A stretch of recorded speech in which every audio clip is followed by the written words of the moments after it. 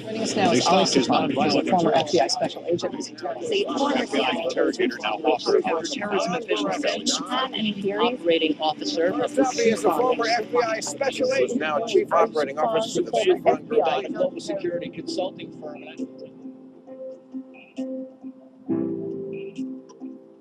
We are a strategic security company. We do national security consultancies, we do training, and we do research, intelligence research. At the Soufan Group, we've got experts from a wide range of fields, from intelligence to academia to law enforcement. And that way we provide for clients a really 360-degree approach. We really emphasize diversity, and what I'm talking about there are backgrounds, educational experiences from different walks of life. People that have run some of the biggest counterterrorism cases in U.S. history. We've handled some major criminal investigations. We've got on our team former NSA guys that right now are teaching today's military cyber warriors how to attack and how to defend our critical infrastructure. People from FBI, people from CIA and CIS. DOD, National Security Agency, MI6.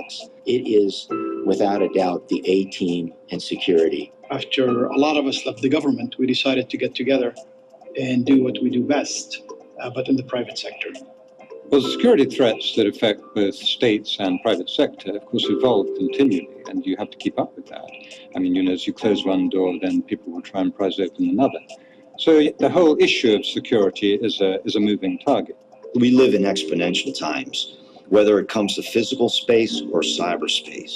We have to be on the cutting edge of technology. We have to be on the cutting edge of research in order to identify the threats, in order to identify trends, find these trends before they become a problem.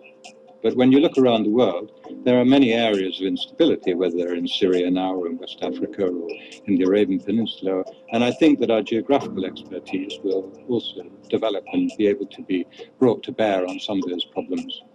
New York City, London, and other cities we operate from have been victims of terrorist attacks and other serious threats. The members of the team were instrumental in helping the city, helping the country, helping the world respond to those attacks and really making the world a safer place today. Well, the media turned to Soufan Group for comment on incidents, whether they're in the United States or elsewhere, because they know that they're going to get from Soufan Group a very concise and more thorough assessment. You have journalists, investigative journalists, academics, and other experts talking, but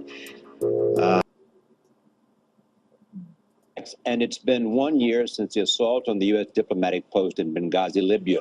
4 Americans were killed, including Ambassador Chris Stevens. Ali Soufan is a former FBI agent. He just wrote a comprehensive new report on the global terror threat.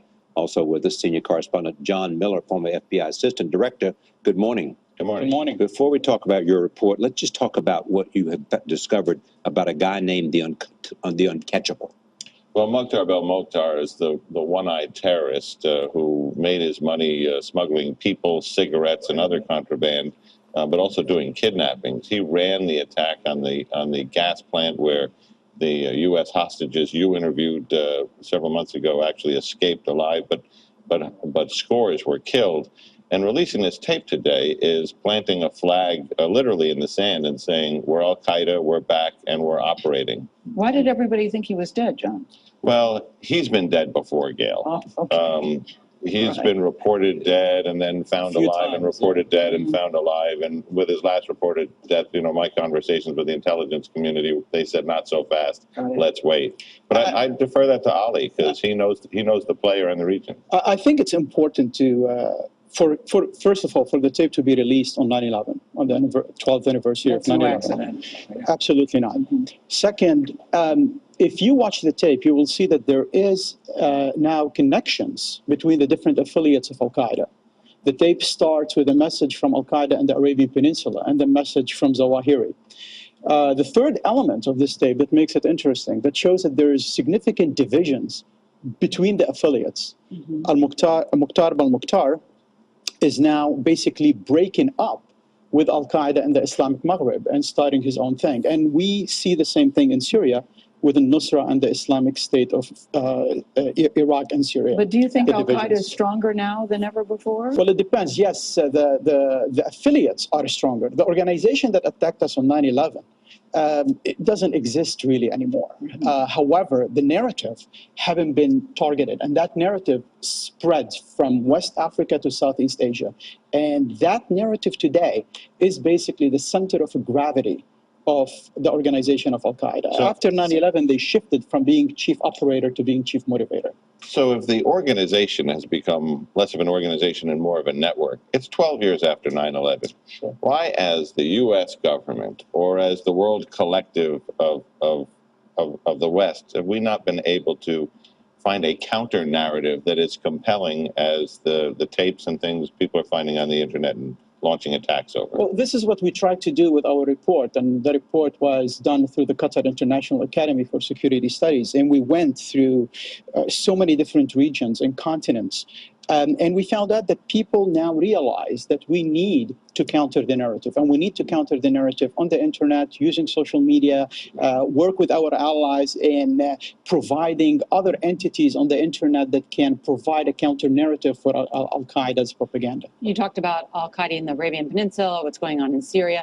What about the homegrown threat? How serious is that, John? That is a direct product of what we were just talking about, which is there are 50 attacks targeting the U.S. or targets on U.S. soil since 9/11 over these last 12 years. The last couple of dozen that I've studied in detail all come back to the same place, and include the Boston Marathon bombing in this. Right. I watched the videos of Omar al-Awlaki, and that's what inspired me to do this. And that's what I meant by this powerful narrative. Where is our counter spokesman who has the same charisma and the same force? It can't be a government person. I'm wondering, in the conference you just did anyone say, here is the map to how to do that? Well, it has to differ from one area to another and from one region to another, because there's no cookie-cutter approach. And Al-Qaeda always prey on local grievances for recruitment. Sure. I interviewed dozens and dozens of Qaeda members, and I don't remember that 2 of them joined the group for the same reason. So we need to focus on these local issues. So there need to be a lot of counter-narratives and narratives. Absolutely, absolutely. And to go back to the point about the homegrown, this is probably the most dangerous thing that faces today in the West and in the United States because of the individualistic nature of the threat. All right, Ali Soufan, we thank you. John Miller, always good to see you.